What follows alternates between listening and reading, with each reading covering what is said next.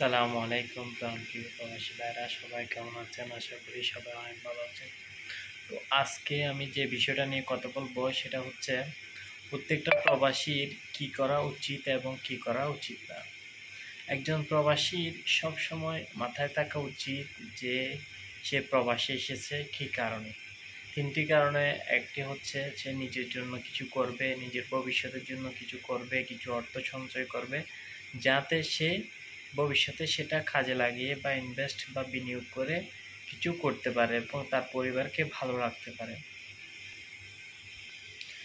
এর পাশাপাশি প্রত্যেকটা প্রবাসীর উচিত প্রবাসের ইনকামের টাকার একটা অংশ নিজের জন্য নিজের পার্সোনাল অ্যাকাউন্টে রেখে দেওয়া, যাতে সেটা ভবিষ্যতে সে দেশে গিয়ে কাজে লাগাতে পারে।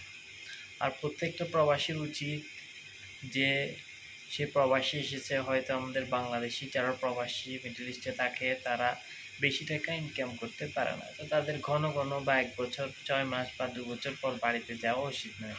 একটা নির্দিষ্ট সময় পর কিছু অর্থ সঞ্চয় করে একটা দীর্ঘ সময় পর বাড়িতে একেবারে চলে যাওয়া ভালো। একেবারে চলে যেতে পারলে ভালো, কিন্তু সে এখানে নিজের এমন একটা অবস্থান করে যেতে হবে যাতে সে বিয়ে করার পর যাতে তার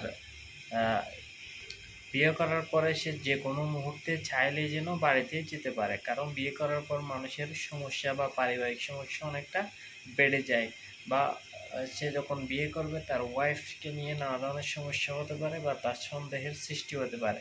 তখন সে চাইলেই, তার মন চাইলেই যেন বাড়িতে যেতে পারে, সে ব্যবস্থা করে যাওয়া উচিত একজন প্রবাসী। পরে সে যে কোনো মুহূর্তে দেশে যাতে যেতে পারে। তো এই হচ্ছে কথা, প্রত্যেকটা প্রবাসীর উচিত তার নিজের জন্য কিছু অর্থ সঞ্চয় করা।